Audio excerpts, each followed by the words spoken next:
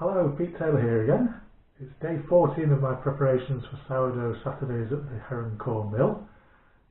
So I'm almost halfway there now, and hopefully my sourdough cultures are halfway to being ready to use. I think they are pretty well on the way to being ready to use. I'm more worried about the rye sourdough starter that I've got here than the wheat, which is pretty well behaved and more mature anyway than the rye. The rye has been smelling different every day for some days now, and when I tasted it yesterday it was surprisingly sharp, so I still have some way to go to settle down enough to be reliably usable. I will be doing a test bake with it next week just to see how it behaves, but I don't think it's ready yet. So I'm only going to be making a single loaf with it next week. So let's have a look at them now before I cut them both back and feed them again. Let's see what they're looking like today. So this is the wheat starter, which is a mature starter that I've been rejuvenating over the last couple of weeks.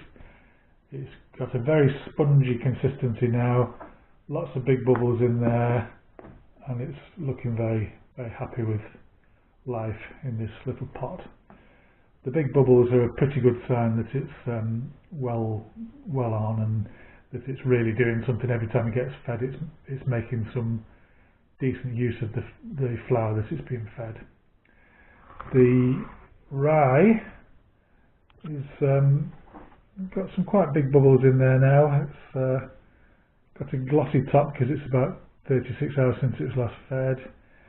Still got a vaguely fruity smell, but I'm not quite sure what it smells of at the moment, but it's definitely quite a heady flavour that's coming off that.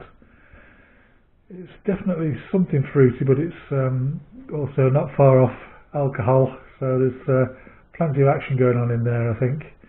As you can see, plenty of big bubbles in there, so it's a very active thing, but it's not settled down into a good routine yet, so I'm going to keep feeding them both. I think they can both go in the fridge today because it's going to be a very hot day tomorrow. So they're both going to get their normal feeds, 25 grams of flour and 35 grams of water, and we'll see what they look like tomorrow.